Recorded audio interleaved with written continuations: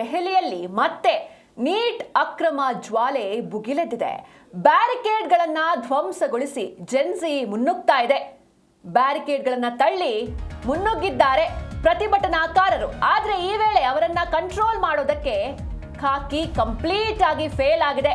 ದೆಹಲಿಯಲ್ಲಿ ಮತ್ತೆ neat ಅಕ್ರಮದ ಜ್ವಾಲೆ ಜೋರಾಗಿದೆ. ಬ್ಯಾರಿಕೇಡ್ಗಳನ್ನ ಧ್ವಂಸಗೊಳಿಸಿ Gen Z ಪಡೆ ಮುನ್ನುಗ್ತಾ ಇದೆ. ಬ್ಯಾರಿಕೇಡ್ಗಳನ್ನ ತಳ್ಳಿ ಪ್ರತಿಭಟನಾಕಾರರು ಮುನ್ನುಗ್ಗಿದ್ದಾರೆ. ಈ ವೇಳೆ ಅವರನ್ನ ಕಂಟ್ರೋಲ್ ಮಾಡೋದಕ್ಕೆ ಪೊಲೀಸರು ಏನು ನಿಯೋಜನೆ ಆಗಿದ್ರು ಕಂಪ್ಲೀಟ್ ಆಗಿ ಫೇಲ್ ಆಗಿದ್ದಾರೆ. ಹಾಗೆ ಮತ್ತೊಂದು ಕಡೆ ಪ್ರತಿಭಟನೆಯ ವೇಳೆ ಕಲ್ಲು ತೂರಾಟವನ್ನ ನಡೆಸಿದ್ದಾರೆ ಕಿಡಿಗೇಡಿಗಳು. ಪೊಲೀಸ್ ವಾಹನವನ್ನ ಧ್ವಂಸಗೊಳಿಸಿ ಪುಂಡಾಟಿಕೆಯನ್ನ ಮೆರೆದಿದ್ದಾರೆ. ಅಂದ್ರೆ ಇವತ್ತು ಈ ರೀತಿ ಪ್ರತಿಭಟನೆ ಆಗುತ್ತೆ ಅಂತ ಗೊತ್ತಿತ್ತು. ಹೀಗಾಗಿ ಸಾಕಷ್ಟು ಸಂಖ್ಯೆಯಲ್ಲಿ ಬೇರೆ ಕಡೆಯಿಂದ CRPF ತುಕಡಿಗಳನ್ನ ನಿಯೋಜನೆ ಮಾಡಲಾಗಿತ್ತು. ಕಂಪ್ಲೀಟ್ ಆಗಿ ಬಿಗಿ ಬಂದೋಬಸ್ತ್ ಇತ್ತು. ಆದರೂ ಕೂಡ ಅಷ್ಟು ಜನರನ್ನ, ಸಾಕಷ್ಟು ಸಂಖ್ಯೆಯಲ್ಲಿ ಬಂದಿರುವಂತಹ ವಿದ್ಯಾರ್ಥಿಗಳನ್ನ ಕಂಟ್ರೋಲ್ ಮಾಡೋದಕ್ಕೆ ಪೊಲೀಸರಿಂದ ಆಗ್ತಾ ಇಲ್ಲ. ಏನು ಬ್ಯಾರಿಕೇಡ್ಗಳನ್ನ ಹಾಕಿದ್ರು ನೋಡ್ತಾ ಇದ್ದೀರ ದೃಶ್ಯದಲ್ಲಿ, ಅದನ್ನ ಹಾರಿ ಪ್ರತಿಭಟನಾಕಾರರು ಮುನ್ನುಗ್ತಾ ಇದ್ದಾರೆ. ಯಾವುದೇ ಕಾರಣಕ್ಕೂ ಈ ಪ್ರತಿಭಟನೆ ನಿಲ್ಲೋದಿಲ್ಲ, ಇದನ್ನ ಕಂಟ್ರೋಲ್ ಮಾಡೋದಕ್ಕೆ ಸಾಧ್ಯನೇ ಇಲ್ಲ ಅಂತ ವಿದ್ಯಾರ್ಥಿಗಳು ತಮ್ಮ ಆಕ್ರೋಶವನ್ನ ಹೊರಹಾಕಿದ್ದಾರೆ. ದೆಹಲಿಯ ಬೀದಿಗಳಲ್ಲಿ ವಿದ್ಯಾರ್ಥಿಗಳು ರೊಚ್ಚಿಗೆದ್ದಿದ್ದಾರೆ. ಈ ನಡುವೆ ಪೊಲೀಸರತ್ತ ಕೆಲ ಕಿಡಿಗೇಡಿಗಳು ಕಲ್ಲುಗಳನ್ನ ತೂರಿದ್ದಾರೆ. ದೆಹಲಿಯಲ್ಲಿ ನಿಜಕ್ಕೂ ಈ ಒಂದು ಪ್ರತಿಭಟನೆ ಏನಿದೆ ಕಂಟ್ರೋಲ್ ತಪ್ತಾ ಇದೆ. ನೀಟ್ ಹಗರಣವನ್ನ ಖಂಡಿಸಿ ದೆಹಲಿಯಲ್ಲಿ ಪ್ರತಿಭಟನೆ ಜೋರಾಗ್ತಾ ಇದೆ. ಪೊಲೀಸ್ ವಾಹನವನ್ನೇ ಧ್ವಂಸ ಮಾಡಿ ಎಸ್ಕೇಪ್ ಆಗಿದ್ದಾರೆ ಒಂದಷ್ಟು ಜನ. ಯುವಶಕ್ತಿ ಆಕ್ರೋಶವನ್ನ ಹೊರಹಾಕ್ತಾ ಇದೆ. ಉದ್ವಿಗ್ನ ವಾತಾವರಣ ನಿರ್ಮಾಣವಾಗಿದೆ.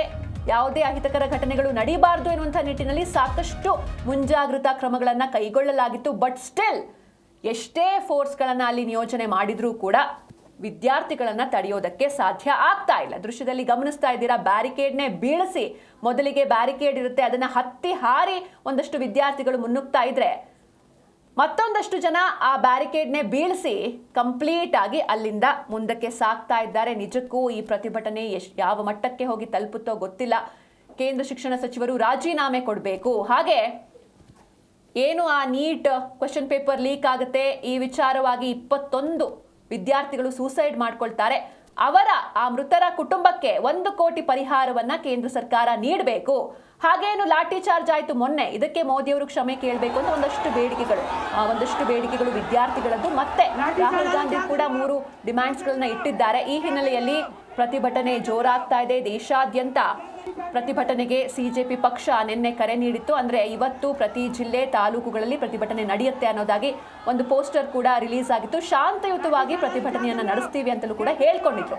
ಆದ್ರೆ ಇಲ್ಲಿ ನಾವು ಗಮನಿಸಬೇಕು, ಒಂದಷ್ಟು ಕಿಡಿಗೇಡಿಗಳು ಪೊಲೀಸರತ್ತ ಕಲ್ಲುಗಳನ್ನ ತೂರಿದ್ದಾರೆ. ಹಾಗೆ ಪೊಲೀಸ್ ವಾಹನವನ್ನೇ ಧ್ವಂಸ ಮಾಡಿ ಅಲ್ಲಿಂದ ಎಸ್ಕೇಪ್ ಆಗಿದ್ದಾರೆ. ಮೊನ್ನೆಯೂ ಕೂಡ ಸೋಮವಾರ ಎಲ್ಲವೂ ಶಾಂತಿಯುತವಾಗಿ ಆರಂಭವಾಗುತ್ತೆ. ಆದರೆ ಒಂದಷ್ಟು ವಿಧ್ವಂಸಕ ಕೃತ್ಯಗಳು ನಡೆದಿದ್ವು ವಿದ್ಯಾರ್ಥಿಗಳ ಕಡೆಯಿಂದ ಅಂತ ಪೊಲೀಸರು ಮಾಡ್ತಾ ಇರುವಂತಹ ಆರೋಪ.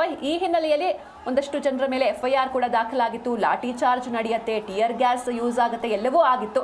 ಅದನ್ನ ಖಂಡಿಸಿ ಆಮೇಲೆ ಕಾಂಗ್ರೆಸ್ ಪಕ್ಷ ಹೋರಾಟವನ್ನ ನಡೆಸಿತ್ತು. ಇದೀಗ ಮತ್ತೆ ಪ್ರತಿಭಟನೆಯ ಕಾವು ಹೆಚ್ಚಾಗ್ತಾ ಇದೆ.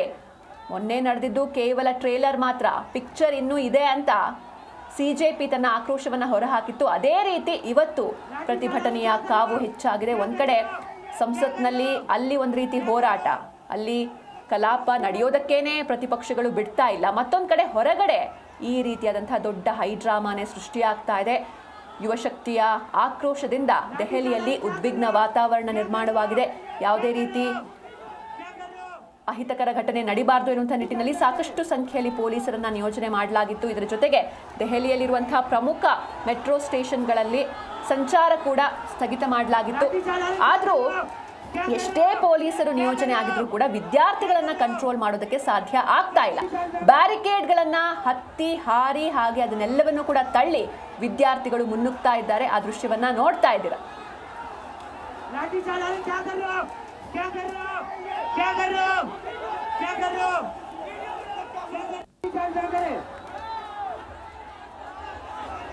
ಎಸ್, ನೋಡ್ತಾ ಇದ್ದೀರ ದೃಶ್ಯದಲ್ಲಿ ಒಂದ್ ಕಡೆ ಆ ವಿದ್ಯಾರ್ಥಿಗಳು ಯಾವ ರೀತಿ ಬ್ಯಾರಿಕೇಡ್ಗಳನ್ನ ಹತ್ತಿ ಹಾರಿ ತಳ್ಳಿ ಮುನ್ನುಗ್ತಾ ಇದ್ದಾರೆ ಪ್ರೊಟೆಸ್ಟ್ ನಲ್ಲಿ ಅಂತ, ಮತ್ತೊಂದ್ ಕಡೆ ಒಂದಷ್ಟು ಕಿಡಿಗೇಡಿಗಳು ಆ ಪೊಲೀಸ್ ವಾಹನ ಏನಿದೆ ಅದರ ಮೇಲೆ ಕಲ್ಲು ತೂರಾಟವನ್ನು ನಡೆಸ್ತಾ ಇದ್ದಾರೆ. ಹಾಗೆ ಆ ಡೋರ್ನ ಓಪನ್ ಮಾಡಿ ಮುರಿಯುವಂತಹ ಪ್ರಯತ್ನ, ಕಂಪ್ಲೀಟ್ ಆಗಿ ಆ ವಾಹನವನ್ನ ಧ್ವಂಸಗೊಳಿಸುವಂತಹ ಪ್ರಯತ್ನವನ್ನ ಮಾಡ್ತಾ ಇದ್ದಾರೆ.